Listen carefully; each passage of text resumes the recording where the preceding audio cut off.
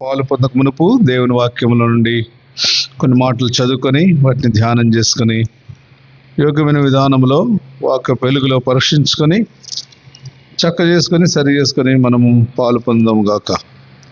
రండి. అపోస్తలుడైన పౌలు కొరింథీయులకు రాసిన మొదటి పత్రిక 10వ అధ్యాయము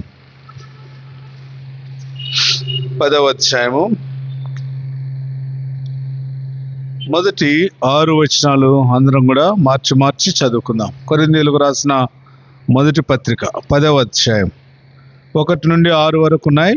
మనం మార్చి చదువుకుందాం.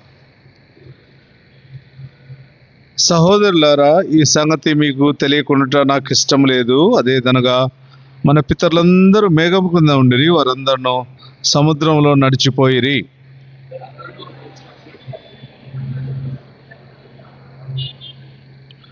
అందరూ ఆత్మ సంబంధమైన ఒకే ఆహారము భుజించిరి.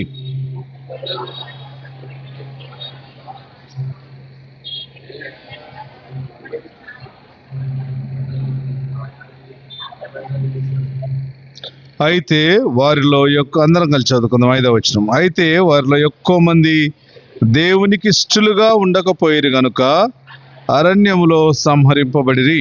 6వ వచనము చదువుకుందాం. వారు ఆశించిన ప్రకారము మనం చెడ్డవాటిని ఆశించకుండానట్లు ఈ సంగతులు మనకు దృష్టాంతములుగా ఉన్నవి.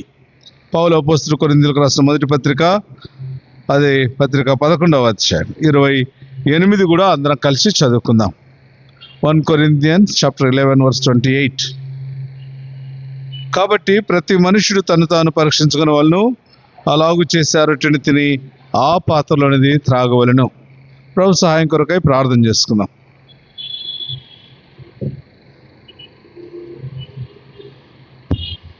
ప్రేమగల మా తండ్రి, నమ్మకమైన మా గొప్ప దేవ, మీ కార్యములకై మీకు వందనాలు చెల్లిస్తున్నాం. ఈ మధ్యాహ్న సమయంలో సంఘముగా మిమ్మల్ని ఆరాధించు కొరకై మీరు మాకు ఇచ్చిన ఈ గొప్ప ధన్యతను బట్టి మీకు వందనాలు చెల్లిస్తూ ఉంటున్నాం. ఎంతైనా నమ్మదగిన మా గొప్ప దేవ, మీ నమ్మకత్వం, మీ విశ్వాసతను బట్టి మీకు వందనాలు చెల్లిస్తూ ఉంటున్నాం. మీ దాసుడు జోయలను మీరు జ్ఞాపకం చేసుకోండి, మీరు దర్శించండి, మీరు ముట్టండి, మీరు స్వస్థపరచండి. ప్రభా, మీ దాసునికి మంచి బలము, శక్తిని మీరు దయచేయండి. ఇచ్చిన నెమ్మదిని బట్టి వందనాలు. సంపూర్ణంగా మీ దాసునికి మీరు స్వస్థత దయచేయవలసిందిగా మీ పాద సన్నిధిలో ప్రార్థన చేస్తున్నాం. కుటుంబాన్ని ధైర్యపరచండి, సంఘాన్ని ధైర్యపరచండి, వారిని ప్రోత్సాహపరచండి. ప్రభా మా దేవ, మీ వాక్కును పంపి మీ దాసుని బాగు చేయండి.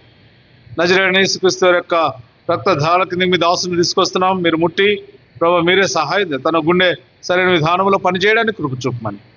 ఇదిగో మా కొరకు చదవబడిన లేఖన భాగాలు మా వినికిడిలో వచ్చారు. మా కొరకు వాటిని విరువండి ప్రభా. మా ఆత్మీయ ఆహారం మీరు దయచేసి మహిమ పొందమని యేసుక్రీస్తు గొప్ప కాపరి నామమున మమ్మల్ని మేము తగ్గించుకుంటూ దీనిదాసున నన్ను మీ శిలువ చాటున మరుగు చేసి మీరే మహిమ పొందవలసిందిగా మాతో మాట్లాడమని యేసు నామమున ప్రార్థించి వేడుచున్నాం తండ్రి, ఆమేన్.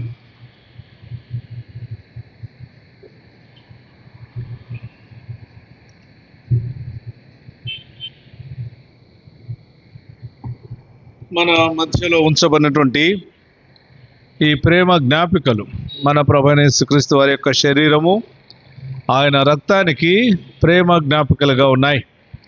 ఆయన మనల్ని ఎలాంటి ప్రేమతో ప్రేమించాడో వాటిని జ్ఞాపకం చేసుకోవడానికే ఇవి మన మధ్యలో ఉంచబడ్డాయి. ఈ బల్ల 3 ప్రాముఖ్యమైన సంగతులు మన జ్ఞాపకం చేస్తుంది. మొదటిగా ఈ బల్ల ఏం జ్ఞాపకం చేస్తుంది? చదవండి. 11వ అధ్యాయం కొరింథీయులకు రాసిన మొదటి పత్రిక 24వ వచనం. మొదట దాన్ని విరిచి, ఇది మీ కొరకైన నా శరీరము, నన్ను జ్ఞాపకం చేసుకొనుటకై దీనిని చేయడి. This is the table of remembrance. ఈ బల్లకు మనం మొదటగా ఈ పేరు పెట్టాలంటే ఇది జ్ఞాపకార్థపు బల్ల. ఎవరిని జ్ఞాపకం చేసుకుంటున్నాం? ఏ యేసు ప్రభు అయితే మనల్ని ప్రేమించాడో, ఏ యేసు ప్రభు అయితే మన కొరకు ప్రాయశ్చిత్తం చేయబడ్డాడో, యేసు ప్రభు అయితే మనల్ని శాశ్వతమైన ప్రేమతో ప్రేమించి చివరికి తను తాను బలిగా అర్పించుకున్న సమర్పణ త్యాగంతో మన కొరకు చనిపోయాడో, మన కొరకు తిరిగి లేచాడో, మన కొరకు ఆయన ఆకాశానికి ఆరోహణ వెళ్ళి మరలా మన కొరకు రానయ్యాడో, ఆయనను జ్ఞాపకం చేసుకోవడానికి ఈ బల్ల మన మధ్యలో ఉంచబడింది. చాలామంది దీన్ని ఆషామాషిగా తీసుకుంటారు. చాలామంది ఏదో ఒక నెలకో ఒక సంవత్సరానికి ఒక పర్యాయం. అయితే ప్రతి ప్రభు దినాన మనం ఆయన్ని జ్ఞాపకం చేసుకోవడానికి బద్ధులంగా ఉన్నాం. ఆదిమ సంఘములో ఆనాడు అలాగ ప్రారంభించారు. వారైతే ఇంకా ధన్యులుగా ఉన్నారు. ఏంటి ఆ ధన్యత అంటే, వారు ప్రతి దినము దేవాలయంలో గుడికొనొచ్చు, ఇంటింటా రొట్టె విరుచుచు ఉండేవారు. ఈనాడు మనకు అన్ని దినాలు సాధ్యం కాదు కాబట్టి ప్రభు దినాన ఈ రొట్టె విరుస్తున్నాం. ఈ రొట్టెలో మనం పాలు పొందే వారంగా ఉంటున్నాం గనుక ఇది మనకు జ్ఞాపకం చేసే సంగతి ఏంటంటే, this is the table of remembrance, జ్ఞాపకార్థపు బల్ల. రెండవది ఏంటి? 26వ వచనం చదవండి. 11:26. మీరు ఈ రొట్టెలోని తిని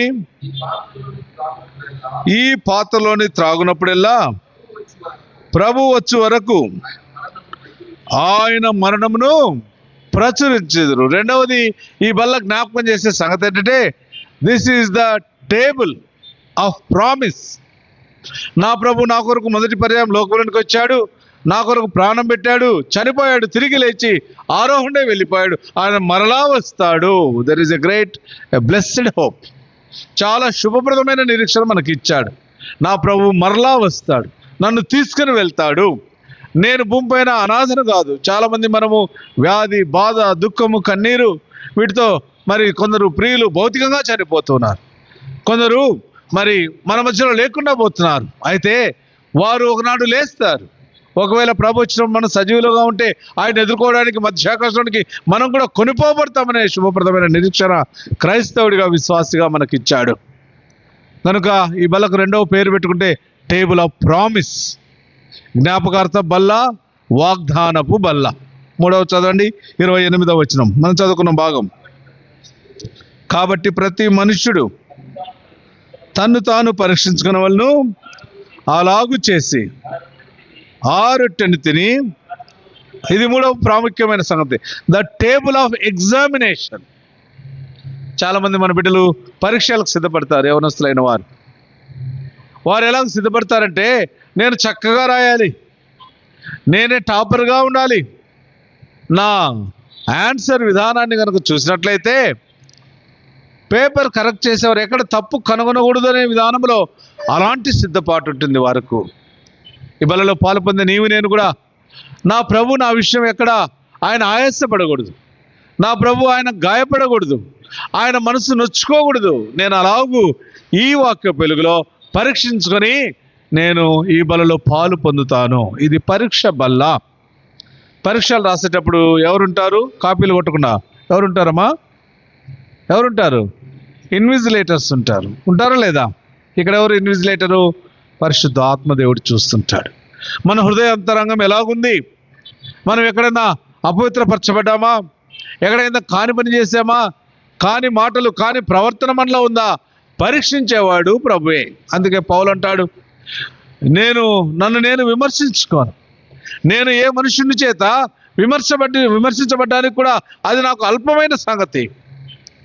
అయితే మీరు విమర్శించుకోరండి, ఇంకొకరు విమర్శిస్తే మీరు తట్టుకోలేమంటున్నారు. ఎవరు విమర్శించాలి? నన్ను విమర్శించువాడు ప్రభువే అంటాడు పౌలు. ఈ మధ్యాహ్నము వాక్య వెలుగులో మనల్ని మనమే పరీక్ష చేసుకోవాలి. రండి, మనం చదువుకున్న భాగంలో చాలా శ్రేష్టమైన భాగం ఉంది.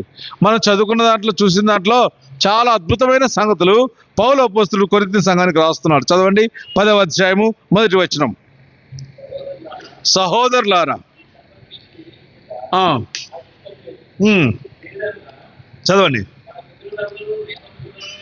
మన పితరులందరూ మేఘం కింద ఉండిరి, వారందరూ సముద్రంలో నడిచిపోయి, అందరూ మోషేను బట్టి మేఘములోను సముద్రములోను బాప్తిస్మం పొందిరి.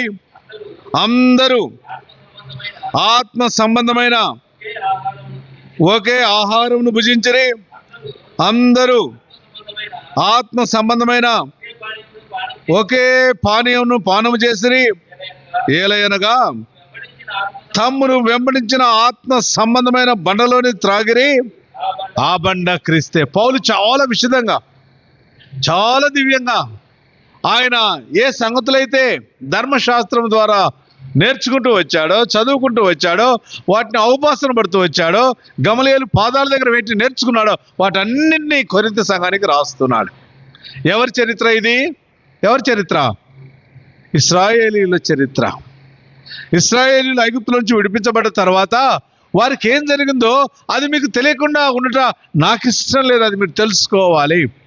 ఎందుకు కొరింథీ సంఘానికి ఈ సంగతులు, ఈ మాటలు రాస్తున్నాడంటే, పౌలపుత్రుడు కొరింథీ సంఘం చాలా శ్రేష్టంగా ప్రారంభించబడింది.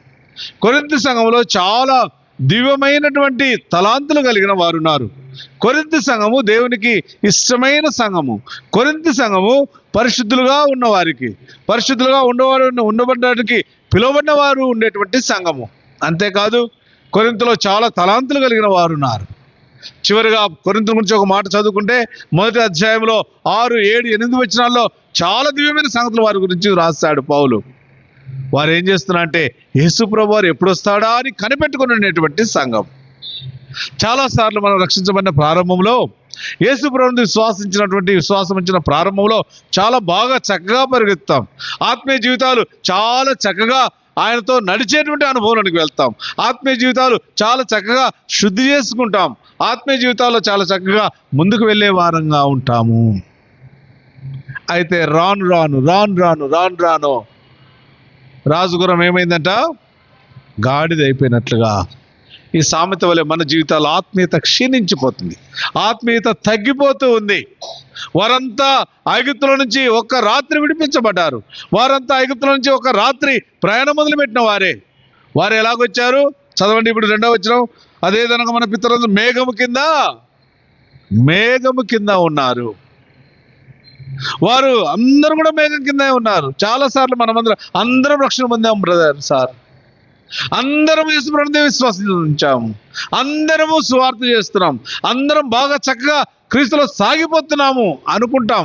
చదవండి, వారందరూ సముద్రములో అందరు నడిచిపోయారండి, ఒక్కరు కూడా విడవబడలేదు. ఇంకా ఏం చేశారు?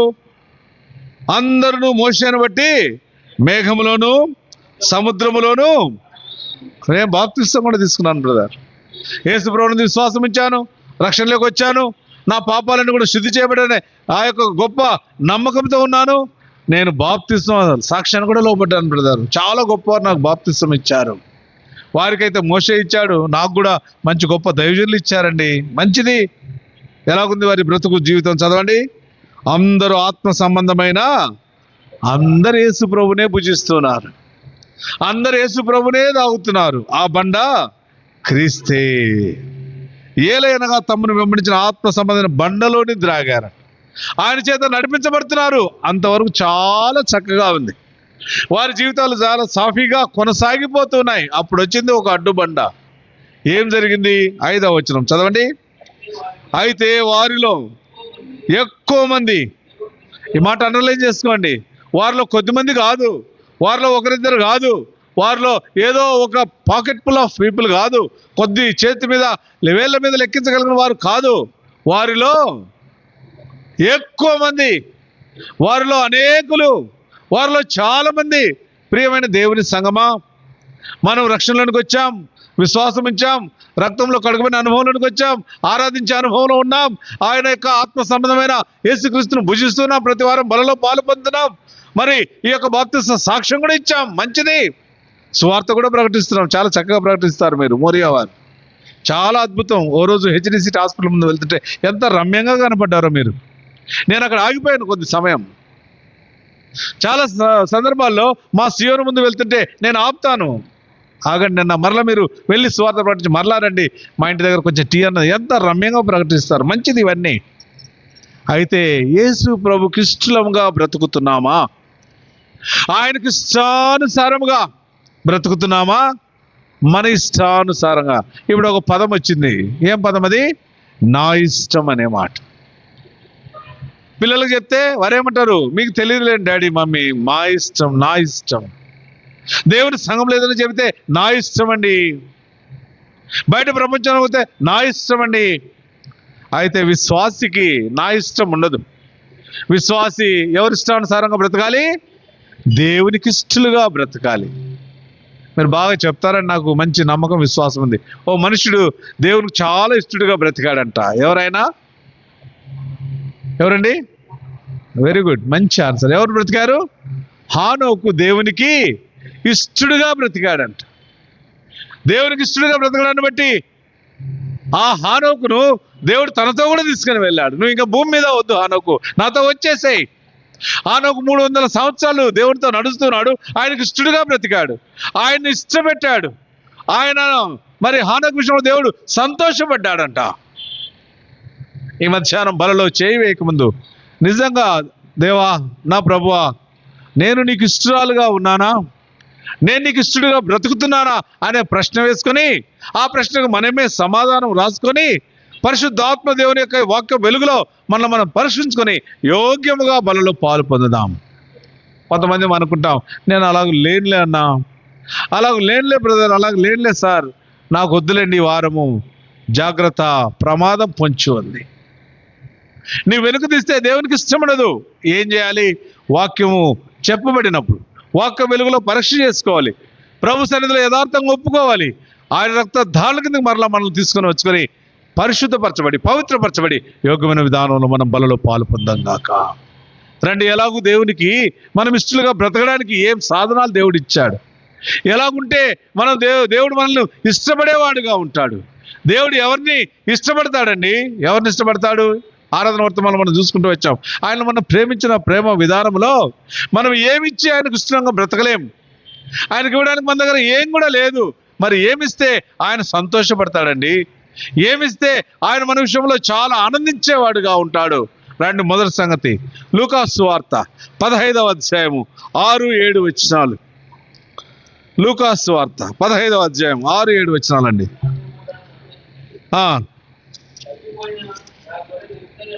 తప్పిపోయిన నా గొర్రె దొరికినదని అటువలే మారు మనసు అక్కర్లేని 99 నీతిమంతుల విషయమై మారు మనసు పొందిన ఒక్క పాపి విషయమై పరలోకమందు ఎక్కువ సంతోషం. పరలోకంలో దేవునికి ఎప్పుడు సంతోషం? పరలోకంలో దేవుడు ఎప్పుడు ఆయన ఆనందపడతాడు? పరలోకంలో దేవునికి మన పెట్టుబోతలు కాదు. నీకున్నటువంటి ఆస్తి అంతస్తులు, నీకున్న కార్లు బంగళాలు, నువ్వు ఎన్ని ఇచ్చినా ఆయనకేం సంతోషం ఉండదు. ఆయనకు లేవా? నిన్ను సృష్టించిన నీ సృష్టికర్త దావీదు అంటాడండి, దినవృత్తాంత గ్రంథం 29వ అధ్యాయంలో, నీవు నాకు ఇచ్చిన నీ స్వకీయ సంపాద్యంలో నేను నీకు కొంత ఇస్తున్నాను ప్రభా. నీవు సంపాదించే డబ్బు, నీవు పని చేసేటువంటి నీవు మరి యంత్రములు ఉంచుకొని నీవు కష్టపడి పని చేస్తున్నావు. ఎవరిచ్చారు? ప్రభు సృష్టించి ఇచ్చాడు. సమస్తం ఆయనవి, కలగనివన్నీ ఆయనవి. భూమిపైన ఉన్న సమస్తమైనది. ఏమిచ్చి ఆయన సంతోష పెట్టలేవు. ఆయనకు ఒక్క విషయంలో సంతోషం ఉంటుంది. ఎప్పుడు చెప్పండి? ఒక్క పాపి రక్షింపబడినప్పుడు. ఒక్క పాపి గుండెలు బాదుకొని, అయ్యా ఆకాశం వైపు కళ్ళెత్తడానికి కూడా నేను యోగ్యుని కాదు, ఇదిగో నేను పాపిని ప్రభా, నేను చాలా మరి భారముతో ఉన్నాను ప్రభా, నేను నీ దగ్గరకు వచ్చాను ప్రభా, నా పాపాన్ని క్షమించని ఎప్పుడైతే నువ్వు మొరపెట్టి వేడుకుంటావో, ఎప్పుడైతే యేసుప్రభువుని అంగీకరిస్తావో, ఎప్పుడైతే ఈ విశ్వాసంలోనికి వస్తావో, ఎప్పుడైతే నీ శిలువ కార్యాన్ని బట్టి నాకు పాప క్షమాపణ ఇచ్చావు ప్రభా.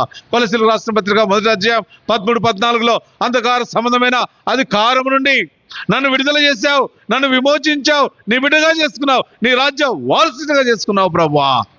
ఈ మాట చెప్పినప్పుడు దేవునికి ఎంత సంతోషము, ఎంత ఆనందము. చదవండి 10వ వచనం కూడా అక్కడే, లూకాసు వార్త 15:10.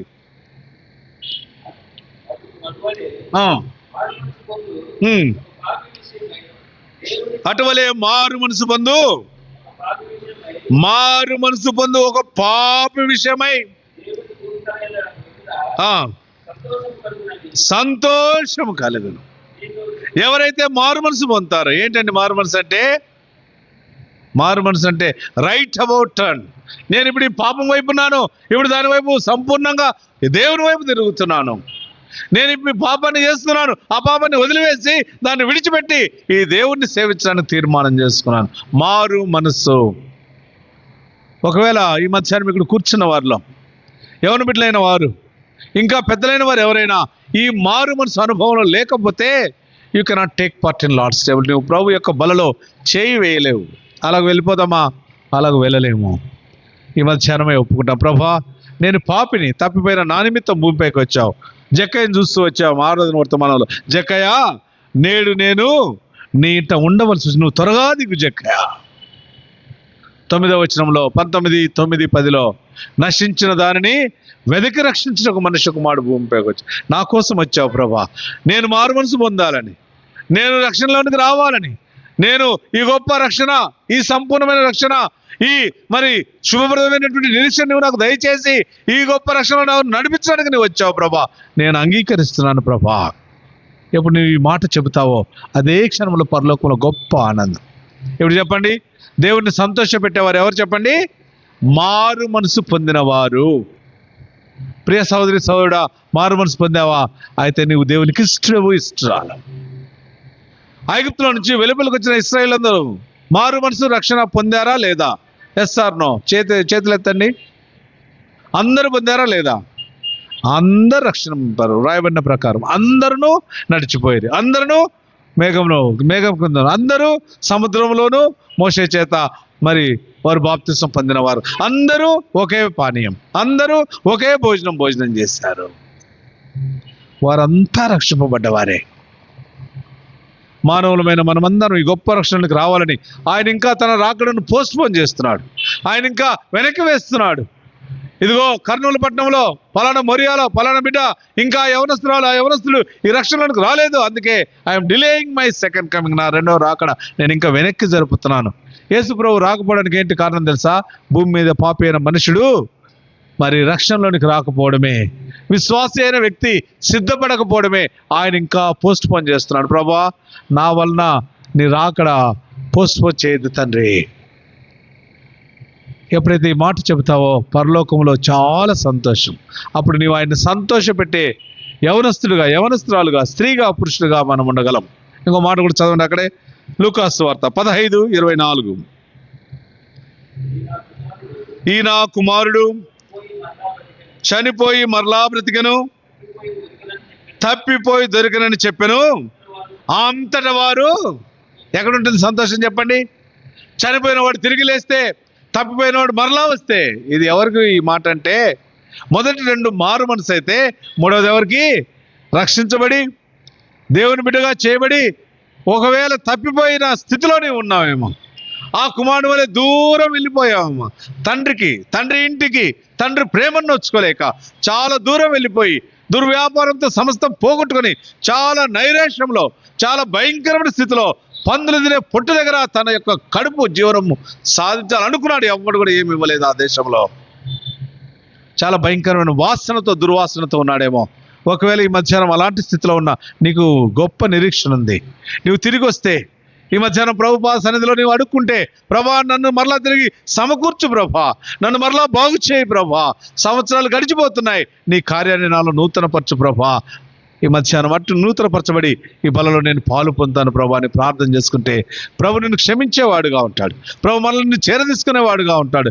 86 కీర్తన 5వ వచనం, ప్రభా నీవు దయాళుడవు, క్షమించుటకు సిద్ధమైన మనసు గలవాడవు ప్రభా, నన్ను బాగు చేసేవాడవు నీవే ప్రభా. నీ కార్యాలు నూతనపరిస్తే నేను కూడా ఇదిగో మీ శరీరం, మీ రక్తంలో నేను కూడా పాలు పొందడానికి నా కృప దయచేయగలవు.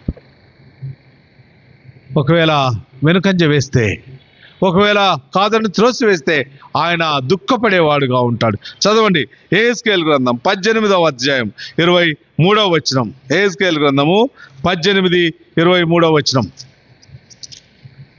తీసిన వారు ఎవరంటే త్వరగా చదవండి.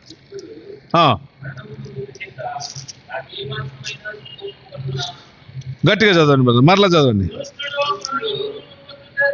దుష్టుడు మరణము నొందుట చేత నాకు ఏమాత్రమైన సంతోషం కలుగునా, వారు తమ ప్రవర్తనను దిద్దుకొని బ్రతుకుటయే నాకు. చెప్పండి, ఎవరు సంతోష పెడతారు? ఏ పాపి అయిన మనుషుడు మారు మనసు పొందితే వారి విషయంలో సంతోషపడిన ప్రభు, పడిపోయిన విశ్వాసి, చెడిపోయిన విశ్వాసి, దేవునికి దూరంగా వెళ్ళిన విశ్వాసి, ఏదో కారణం చేత ఓ స్త్రీని బట్టి, ఓ పురుషుని బట్టి, ఓ కార్యాన్ని బట్టి, చేతిలో ఉన్న ఇంటర్నెట్ని బట్టి నేను నీకు దూరం అయిపోయాను ప్రభా. కానీ కార్యం చేసి దూరం అయిపోయాను ప్రభా. అపవిత్రత అంటించుకొని దూరం అయ్యాను ప్రభా. చక్క చేసుకుంటున్నాను, సరి చేసుకుంటున్నాను, మరలా నీ దగ్గరికి వస్తున్నాను. ప్రభు సంతోషపడేవాడుగా ఉంటాడు. నువ్వు వెనుకంజ వేస్తే ఆయన చాలా దుఃఖపడేవాడుగా ఉంటాడు. నువ్వు వద్దనుకొని వెళ్ళిపోతే ఆయన నీ విషయంలో కన్నీరు గార్చేవాడుగా ఉంటాడు. అందుకే పౌలు భక్తుడు కొరింథీ సంఘానికి రాస్తున్నాడు, వారందరూ ఒకేలాగున్నారు, ఒకే ప్రభువును తిన్నారు, ఒకే ప్రభువును వారు భోజనం చేశారు, ఒకే బాప్తిస్మం పొందారు, ఒకే మోషే చేత నడిపించబడి ఒకే మేఘం క్రింద ఉన్నారు. అయితే వారు అనేకులు దేవునికి ఇష్టలుగా ఉండకపోయారు కనుక సంహరించబడ్డారు. ఈనాడు ఆత్మీయంగా చచ్చిన స్థితిలో ఉన్నావేమో. ఈ మధ్యాహ్నం ప్రభు దగ్గరికి వస్తే ఆయన కనుక వేడుకున్నట్లయితే, ప్రభువా నేను నిన్ను సంతోషపెట్టే యవనస్తురాలుగా, సంతోషపెట్టే యవనస్తులుగా, సంతోషపెట్టే స్త్రీగా, పురుషులుగా నేను ఉండాలని కోరుతున్నాను ప్రభా. నేను నీ దగ్గరకు రావాలని కోరుతున్నాను. వస్తావా ఈ మధ్యాహ్నం? ప్రియ సహోదరి సహోదరుడా, ఈ బలలో చేయి వేయకముందు ప్రభా నేను నీ దగ్గరకు వస్తానయ్యా, నీ సన్నిధిలో వేడుకుంటానయ్యా, నీ సన్నిధిలో పశ్చాత్తాపడుతున్నాను, మరలా నన్ను తిరిగి సమకూర్చవా, నన్ను బ్రతికించవా ప్రభా. అలాగ చేస్తే ప్రభు సంతోషపడేవాడుగా ఉంటాడు. రెండవది తిమోతికి రాసిన 2వ పత్రిక 2వ అధ్యాయం 4వ వచనం. తిమోతికి రాసిన 2వ పత్రిక 2:4 చదవండి తీసిన వారు. సైనికుడు ఎవరిని యుద్ధమునకు పోనప్పుడు సంతోషపెట్టవలనని చిక్కుకొనడు,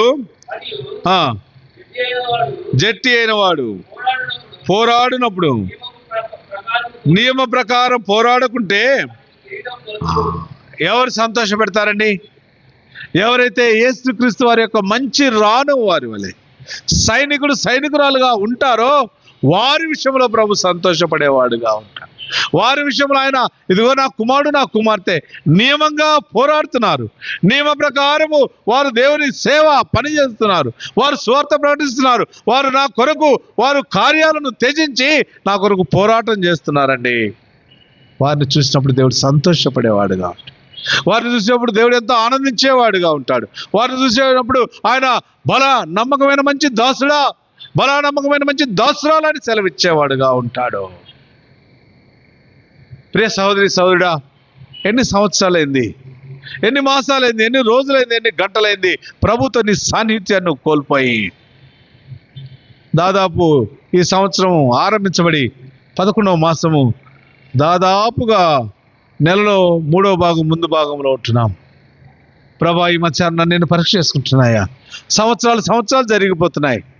అనేక సంవత్సరాలు జరిగిపోయినా నా బ్రతుకు అలాగే ఉంది. డిసెంబర్ 31వ తారీఖు రాత్రి తీర్మానం చేసుకున్నాను. 1వ తారీఖు దాన్ని నేను బ్రేక్ చేశాను, దాన్ని విరగొట్టాను. ఆ తీర్మానాన్ని నేను ప్రభా చేయలేకపోయాను. గత మాసాలన్నీ అలాగే బ్రతుకుతున్నాను ప్రభా. నవంబర్ మాసము ఈ 9వ తారీఖు ఒక తీర్మానంతో వస్తున్నాను ప్రభా. నన్ను మరలా నూతనపరచవా, నన్ను మరలా తిరిగి సమకూర్చవా. చాలా సందర్భాల్లో మనం లోకాన్ని సంతోష పెట్టేవారంగా ఉంటాం, లోకంతో వెళ్ళేవారంగా ఉంటాం. లోకంలో మనం ఎలాగ జీవిస్తూ ఉంటామంటే లోకమే మన బ్రతుకయ్యేదిగా ఉంటుంది. యాకోబు భక్తుడు రాస్తాడు, చదవండి. యాకోబు పత్రిక 4వ అధ్యాయము 4వ వచనం. యాకోబు పత్రిక 4:4 వ్యభిచారులారా, ఈ లోక స్నేహం దేవునితో, ఈ లోకము స్నేహము, నన్ను దండులో చేర్చుకున్నాడు నా కమాండర్, నా ప్రభువైన యేసుక్రీస్తు వారు, నేను ఆయన్ని మాత్రమే సంతోషపెట్టాలని తీర్మానంతో ప్రారంభించిన నీవు నేను ఈనాడు ఎవరి వైపు వెళ్తున్నాం? లోకం వైపు వెళ్తున్నాం. లోకంతో స్నేహం వస్తుంది, ఫ్రెండ్షిప్ విత్ ద వరల్డ్. ఎక్కడికి దారితీస్తుంది అది? చదవండి. యోహాను రాసిన 1వ పత్రిక 2వ అధ్యాయం 16-17 వచనాలు. లోక స్నేహము తర్వాత దారితీసేటువంటి స్థితి. యోహాను రాసిన 1వ పత్రిక 2వ అధ్యాయం 16-17. లోకములో ఉన్న వాటినైనను లోక స్నేహం ఎక్కడ తీసుకెళ్తుంది? ప్రేమలోకి దించుతుంది. లోకం పిలుస్తుంది, రా నన్ను ప్రేమించు. ఈనాడు చాలా భయంకరమైన పరిస్థితులు. 16 ఏళ్ల పిల్ల తల్లిని నిర్దాక్షిణ్యంగా చంపేస్తుంది. లోకము విద్యార్థులను పిలుస్తుంది. రాత్రంతా చాటింగ్ చేస్తావా? అధ్యాపకులే విద్యార్థులను చెడగొట్టే స్థాయికి దిగజారిపోతూ ఉంటున్నారు. ప్రేమను బిడ్డలారా, జాగ్రత్త. లోకాన్ని స్నేహిస్తే లోకము నిన్ను లాగేస్తుంది. ఎక్కడ లాగుతుంది? లోక ప్రేమలోనికి. అందుకే భక్తుడైన యోహాను రాజు ఆయన ఎట్టి ప్రేమతో ప్రేమించను. Look at the love that he showered upon you. ఆయన ఎట్టి ప్రేమతో. ఈనాడు యేసు ప్రభు యొక్క ప్రేమ, దేవుని ప్రేమను అలాగ మూలగబెట్టేసి లోకాన్ని స్నేహిస్తున్నాం, లోకాన్ని ప్రేమించడం నేర్చుకుంటూ ఉంటున్నాం. ఇప్పుడు లోకాన్ని స్నేహిస్తే, ఫ్రెండ్షిప్ చేస్తే, that friendship will be converted into love. ఆ స్నేహము ఇప్పుడు ప్రేమగా ముదురుతుంది. ప్రేమ ఎక్కడ తీసుకెళ్తుంది? రండి, యాకోబు పత్రిక 1వ అధ్యాయము, యాకోబు రాసిన పత్రిక 1వ అధ్యాయం 27వ వచనం, చివరి వచనం అనుకుంటాను. చదవండి. తండ్రి అయిన దేవుని ఎదుట చదవండి.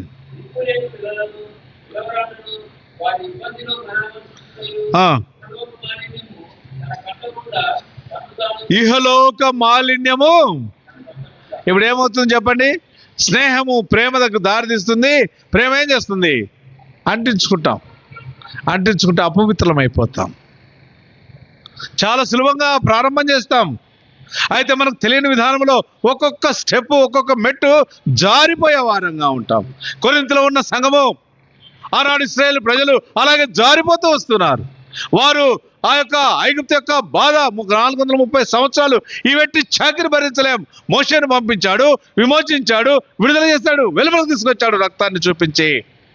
నిన్ను నన్ను విమోచించడానికి, విడుదల చేయడానికి గొర్రెపిల్ల రక్తం కాదు, కానీ గొర్రెపిల్ల వంటి నిర్దోషమైన నిష్కల్మష రక్తాన్ని, యేసుప్రభు రక్తాన్ని మన కోసం ఇచ్చాడు, విమోచించాడు, విడుదల చేశాడు, వేరు చేశాడు లోకంలో నుండి. మరలా లోకంలోనికే వెళ్తున్నాం.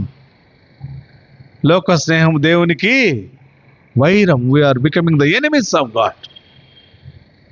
ఎబ్రీ గ్రంథకర్త ఒక మాట రాస్తాడండి, జీవము గల దేవుని చేతిలో పడుట భయంకరం. It is terrible to fall in to the hands of the living God. లోకాన్ని స్నేహించావంటే నీవు దేవునికి శత్రువు అయిపోతున్నావు. దేవునికి శత్రువు అయితే దేవుని చేతిలో పడిపోతావు. జాగ్రత్త. స్నేహము ప్రేమగా మారుతుంది. ప్రేమ అంటిస్తుంది, నీకు మాలిన్యం అంతా అంటిస్తుంది. ఆగిపోం అక్కడ. రోమిలకు రాసిన పత్రిక 12వ అధ్యాయము 2వ వచనం. రోమిలకు రాసిన పత్రిక 12వ అధ్యాయం 2వ వచనంలో అద్భుతమైన మాట వ్రాయబడుతుంది. మీరు ఈ లోక మర్యాదను అనుసరింపక. ఇప్పుడు మర్యాదలు వస్తాయి. ఇంకా లోకాన్ని అంటించుకున్నాక లోక మర్యాదలన్నీ మనవే. ఎలాగుంటామంటే లోకం ఏం చేస్తే అలాగే అదే మర్యాదలు మనకు కూడా.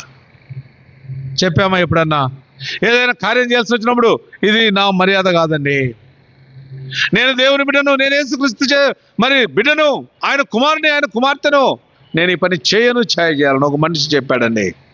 నేను యూదుడను కనుక ఈ పని నేను చేయజాలను. రేయ్, నువ్వు నాకు నమస్కరిస్తావా? నేను నీకు నమస్కరించను. ఈనాడు ఎందుకు చాలామంది యవనస్తుల జీవితాలంటే ఒక నిర్దిష్టమైనటువంటి అభిప్రాయం. ఒక దానియేలు ఒక్క తీర్మానం చేసుకున్నాడు. దానియేలు గ్రంథం అంతా ఒక్క మాట మీద ఆధారపడింది. ఏంటి ఆ మాట అంటే 1వ అధ్యాయం 8వ వచనం. Daniel decided not to defile himself. తను తాను అపవిత్రపరచుకున్నట్లు దావీదు తన హృదయంలో నిశ్చయించుకున్నాడు. లోకాన్ని జయించాలంటే, లోకంలో సాగిపోవాలంటే, లోకంలో దేవుని బిడ్డగా ఆయన సంతోషపెట్టే జీవితంలో నీవు ఉండాలంటే లోక స్నేహం ఉండకూడదు, లోక ప్రేమ రాకూడదు, లోకాన్ని అంటించుకోకూడదు, లోక మర్యాద నీలోనికి రాలేదు. ఇప్పుడు చివరికి పత్రమైపోతాం. ఎఫెసీయులకు రాసిన పత్రిక 2వ అధ్యాయము. పౌలు అపోస్తలుడు ఈ లోకం ఎక్కడి వరకు తీసుకెళ్తుందంటే, ఎఫెసీయులకు రాసిన పత్రిక 2వ అధ్యాయం చదువు నా మాట కూడా 2వ వచనం. మీరు వాటిని చేయుచు అనగా అవిధేయులైన వారిని ఇప్పుడు ప్రేరేపించే శక్తికి అధిపతిని అనుసరించి ఈ ప్రపంచ ధర్మము చొప్పున we were walking according to the course of the world. the manner అయిపోయింది. ఇప్పుడు ఆ యొక్క లోక మర్యాద అయిపోయి ఇప్పుడు we were walking according to the course. లోకంలో ఏ కోర్సులు ఉన్నాయో మనం ఆ కోర్సులోనే వెళ్తాం. లోకం ఏం చేస్తే మనం అదే చేస్తాం. You are not going to please God. నిన్ను ప్రేమించి నీ కొరకు ప్రాణం పెట్టి శిలువలో రక్తం కార్చి ఆయన అంతగా బలి అర్పణ చేసి త్యాగ సహితమైన ప్రేమతో నిన్ను నన్ను ఆయన రక్షించి విమోచించి విడుదల చేస్తే ఇప్పుడు ఆయన మరలా సిలువ వేస్తున్నాం. Lord, this afternoon I want to be the pleaser of God, not the pleaser of men. మిమ్మల్ని సంతోషపెట్టాలని తీర్మానం చేసుకుంటున్నాను. మరి సంగతి ఏంటి చెప్పండి? ఎవరు మారు మనసు పొంది ఎవరు తిరిగి చిన్న కుమారుడు వెళ్ళి ఆయన దగ్గరకు వస్తారో అలాంటి వారి విషయంలో ఆయనకు సంతోషం ఉంటుంది. రెండవది, లోకాన్ని కాకుండా తన్ను దండులో చేర్చుకున్న నా నాయకుడు, నా ప్రభు, the captain of my salvation, నా రక్షణకర్త నా ప్రభు కొరకే నేను సాగిపోతాను. 2-3వ సంగతి చూసుకుందాం. హెబ్రీయులకు రాసిన పత్రిక 11వ అధ్యాయం 6వ వచనం. మనం ఇందాక ధ్యానం చేస్తూ మనం ఇందాక అనుకుంటూ వచ్చాం. హెబ్రీ 11:6. దేవుని సంతోషపెట్టేది ఏంటి? విశ్వాసము లేకుండా దేవునికి ఇష్టడయునుట అసాధ్యం. 3వ సంగతి ఏంటి? దేవుని ఇష్టపెట్టే సంగతి ఏంటమ్మా? విశ్వాసము. మొదటిది మారు మనసు, దేవుని వైపు తిరుగుట. రెండవది, లోకం నుండి వేరై లోక స్నేహాలు తీసివేసి నా రక్షణకర్త అయిన ఆయన కొరకే నేను పని చేస్తాను. మూడవది విశ్వాసము. రక్షించబడిన నాటు విశ్వాసం ఈనాడుందా మనకు? ఆనాడు ఎంత గొప్ప విశ్వాసం ఉండేది. అందుకే యేసుప్రభువు వారు ఒక మాట అన్నాడు. లూకాసు వార్త చదవనా మాట కూడా, 18వ అధ్యాయం 6వ వచనం. లూకాసు వార్త 18:6. మరియు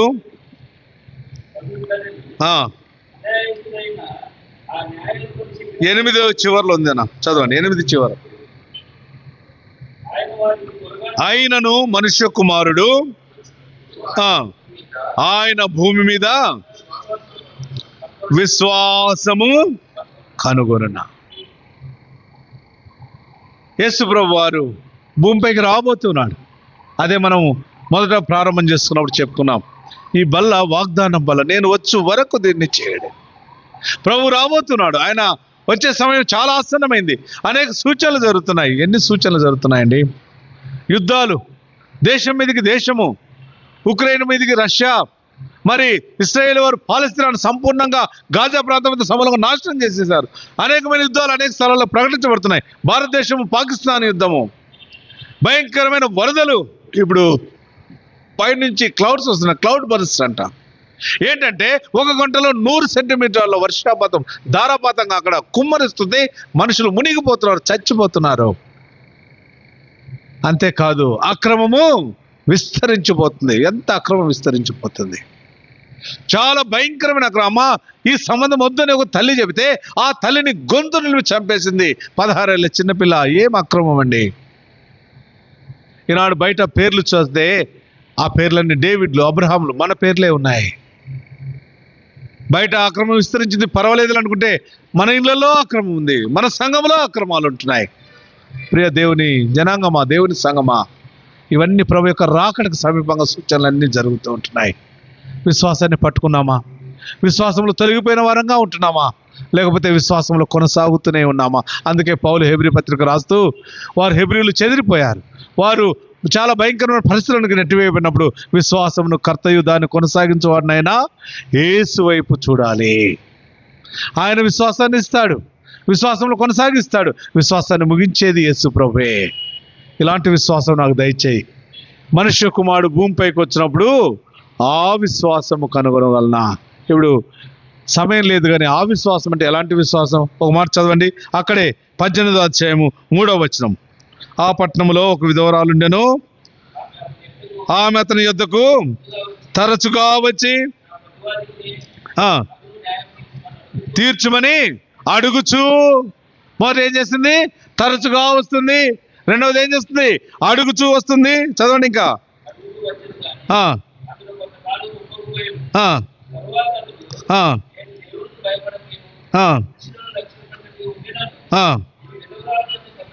తొందర పెడుతూ ఉంది. మూడవది, మొదటిది ఏం చేస్తామా?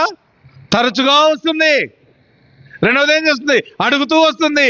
మూడవది ఏం చేస్తుంది? తొందర పెడుతుంది. చదవండి నాలుగవది. ఆమె మాటి మాటికి వచ్చి గోజాడుతుంది. ఇది విశ్వాసం అంటే. తరచుగా దేవుని దగ్గరకు వచ్చే విశ్వాసము, అడుగుతూ వచ్చే విశ్వాసము, ఆయన దగ్గర వెళుతుంది, ఆయన గోజాడుతుంది, మాటి మాటికి గోజాడుతుంది. ఆయన తొందర పెడుతుంది, చేస్తావా లేదా. ప్రారంభ దినాలు ఇలాంటి విశ్వాసం మనకుంది. ఇప్పుడు ఆ విశ్వాసం ఉందా? లేకపోతే అవిశ్వాసంలో కూరుకొని పోయిన వారంగా ఉన్నామా? అల్ప విశ్వాసులుగా మారిపోయిన వారంగా ఉంటున్నామా? దేవుడు నువ్వు ఇష్టపెట్టాలంటే, అందుకే హానోకును చూశాడు. ఎలాంటి విశ్వాసం హానోకులో? లోకమంతా ఇటువైపు ఉంటే హానోకు ఇటువైపు ఉన్నాడు. ఈ హానోకును దేవుడు ఇష్టపడ్డాడు. రా హానోకు, నాతో కూడా 300 సంవత్సరాలు నడిచాము చాలు, you be with me forever అండేవారు, నాతో కూడా సదాకాలం రా. ఏంటి హానోకును దేవునితో కూడా ఉండడానికి తీసుకెళ్ళిందంటే, హానోకులో అచంచలమైన దృఢమైన విశ్వాసం. చదువు నా మాట, హెబ్రీ పత్రిక 11వ అధ్యాయం 5వ వచనం. హెబ్రీ 11:5. విశ్వాసమును బట్టి హానోకు మరణం చూడకున్నట్లు కొనిపోబడెను. అతడు కొనిపోబడక మునుపు దేవునికి ఇష్టడై ఉండనని సాక్ష్యం పొందాడండి. ఎంత అద్భుతమైన సాక్ష్యం. Can God give that testimony regarding you? నీ విషయం. ఈ బిడ్డ, ఈ యవన బిడ్డ, ఆ సహోదరుడు నాకు చాలా ఇష్టం అండి అని దేవుడు ఈ మధ్యాహ్నం చెప్పగలడా? చాలా నిర్భయంగా బలలో మనం పాలు పొందొచ్చు. అలా కాకపోతే, నా విశ్వాసంలో ఎక్కడో కొరత వచ్చింది ప్రభా, నా విశ్వాసంలో ఎక్కడో నేను జారిపోయాను ప్రభా, నా విశ్వాసంలో ఎక్కడో కొరత పడింది ప్రభా, నా విశ్వాసం ఎక్కడో అల్ప విశ్వాసంగా మారింది ప్రభా, నా విశ్వాసం ఎక్కడో అవిశ్వాసంగా మారిపోయింది ప్రభా. విశ్వాస భ్రష్టత్వంలోనికి పోకుండా, విశ్వాస ఘాతకురాలుగా కాకుండా నాకు కృప దయచేయి ప్రభా. యోగ్యమైన విధానంలో నేను బలలో పాలు పొందుతాను. ఇంక చెప్పడానికి ఎక్కువ లేదు. దైవజనుడు భక్త్ సింగ్ గారు ప్రతి విషయంలో మోకాళ్ళ మీద, ప్రతి విషయంలో ప్రార్థన, ప్రతి విషయంలో విశ్వాసము. అనేకులైన వాచ్మెన్ నీ గారిని జైల్లో పెడితే, ఆహారం కూడా లేకుండా చేస్తే, ఆయన విశ్వాసం మీదనే మోకాళ్ళ మీద జీవితం బ్రతికాడు. అనేకులకు మాదిరించిపోయారు. మూడవది, 4వది 147వ కీర్తన 11వ వచనం. నేను 5 నిమిషాల్లో ముగిస్తానండి.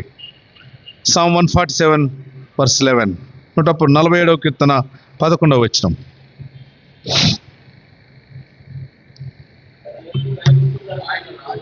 తన యందు భయభక్తులు గల వారి, తన కృప కొరకు కనిపెట్టు వారి యందు యెహోవా ఎవరి విషయంలో ప్రభు సంతోషపడతాడు, ఆనందించేవాడుగా. తన యందు ఇప్పుడు భయం పోయింది, భక్తి పోయింది. బయట పోతే పోయింది, మనకు కూడా పోయింది భక్తి, భయం. అందుకే చూడండి, ఆ ఎదురుగానే ఎన్ని పండుగలు చేస్తారు, ఎంత భయంతో వస్తారండి వారు. భక్తి ఉందో లేదో నాకు తెలియదు కానీ ఎంత భయంతో వస్తారు. ఈనాడు మనం దేవుని మందిరంకు రావాలంటే అలాంటి భయం పోయింది మనకు. ఈనాడు దేవుని మందిరానికి అన్ని చేసి ఏం భయం లేకుండా వస్తాం. వాళ్ళకన్నా కనీసం మడిగట్టుకొని ఆ కొద్ది క్షణాలన్నా చాలా భయంతో వస్తారు. ఈనాడు దేవుని అందరు భయభక్తులు దేవునికి మనల్ని ఇష్టలుగా మారుస్తాయి. నీవు భయభక్తులు కలిగి ఉంటే నీ విషయంలో దేవుడు సాక్ష్యం ఇస్తాడు. ఈ స్త్రీ నా యందు భయభక్తులు కలిగిన స్త్రీ, ఈ పురుషుడు నా యందు భయభక్తులు కలిగిన వాడు, ఈ యవన బిడ్డలు నా యందు భయభక్తులు కలిగిన వారు, నేను వారి విషయంలో చాలా సంతోషంగా ఉన్నాను. ఒక ఆయన గురించి దేవుడు సాక్ష్యం ఇచ్చాడు. ఆ కొండపైనే, ఆ కొండ పేరు మీ పేరే. ఏం పేరు అది? మోరియా. అబ్రహామా, ఇప్పుడు నీవు దేవునికి, చదవనమాట 22వ అధ్యాయం ఆదికాండం 12వ వచనం అనుకుంటాను. ఆదికాండం 22:12 అండి.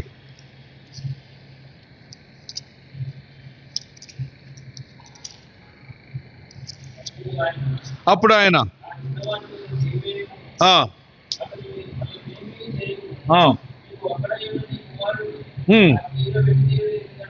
నాకు ఏ వెనుదీయలేదు కనుక నీవు దేవునికి నువ్వు భయపడతావు అబ్రహామా. నాకు తెలిసిన సంగతి,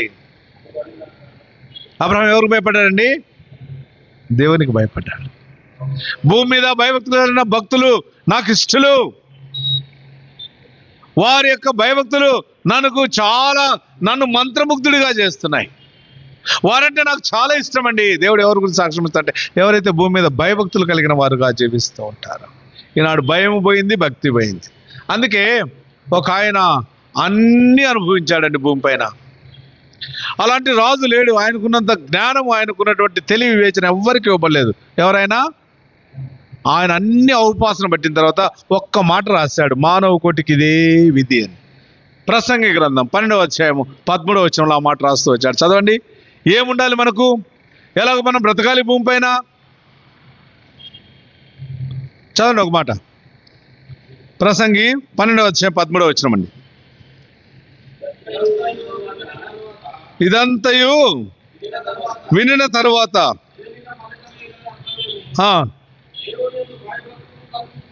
దేవుని యందు భయభక్తులు కలిగి ఉండి ఆయన కట్టడలను అనుసరించి నడుచుచుండాలి. ఏముండాలి మనకు? మానవ కోటికి ఇదే విధి అండి, ఇదే విధి. మానవ కోటికి ఇదే duty. This is our duty. ఏంటి ఆ డ్యూటీ? దేవుని యందు భయభక్తులు కలిగి ఉండడము. దేవుని యందు భయభక్తులు కలిగి ఉండాల్సిన అవసరం మనకుంది. ఏంటి కారణం అంటే, నీవు దేవుని యందు భయభక్తులు కలిగి ఉంటే నువ్వు దేవుడు నీ విషయం నాకు ఇష్టం అండి. వీళ్ళు అబ్రహామా, నీవు దేవునికి భయపడుచున్నావు. That is why Abraham is called friend of God. దేవుని యొక్క స్నేహితుడయ్యాడు అబ్రహాము. అబ్రహాం గురించి దేవుని వాక్యం రాయబడిన, అబ్రహాము నా స్నేహితుడు, my friend. Can God testify about you? సామెతల గ్రంథంలో రాస్తాడు మళ్ళా ఈయన. ఎవరు? అదే సొలొమోన్ రాజు గారు. 22వ అధ్యాయము 4వ వచనం. 22:4 సామెతలు. యెహోవా యందు భయభక్తులు కలిగి ఉంట వినయమునకు ప్రతిఫలము, ఐశ్వర్యమును, ఘనతయు, జీవమును. 3 సంగతులు వస్తాయండి నువ్వు భయభక్తులు కలిగి ఉంటే. ఏమొస్తాయి? ఐశ్వర్యం వస్తుంది, ఘనత వస్తుంది, జీవం వస్తుంది, భయం, లాభం ఉంది. నేను తీర్మానం చేసుకుంటాను, ప్రభా నీ యందు భయభక్తులు కలిగి మిమ్మల్ని సంతోషపెట్టడానికి. చివరిది 5వది రండి చూసుకుందాం. కొలసీలకు రాసిన పత్రిక 3వ అధ్యాయం 22వ వచనం. కొలసి 3:22.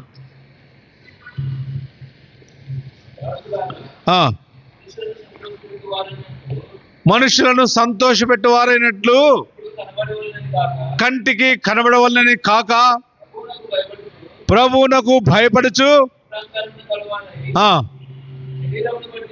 శరీరమును బట్టి అన్ని విషయములలో దేవునికి ఇష్టలుగా ఉండాలంటే ఏం కావాలి మనకు? 5వది విధేయత కావాలి.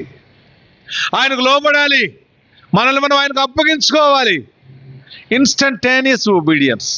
అబ్రహామా, నువ్వు లేచి ఇదిగో నీ కుమారుని నాకు అర్పించంటే అబ్రహాం వెంటనే తెల్లవారుజామున లేచి గాడిదను తీసుకున్నాడు, గంత కట్టాడు, మరి కత్తి తీసుకున్నాడు, నిప్పు తీసుకున్నాడు, కుమారుని తీసుకున్నాడు, ప్రయాణమై మొరియా పర్వతానికి వెళ్ళిపోయాడు.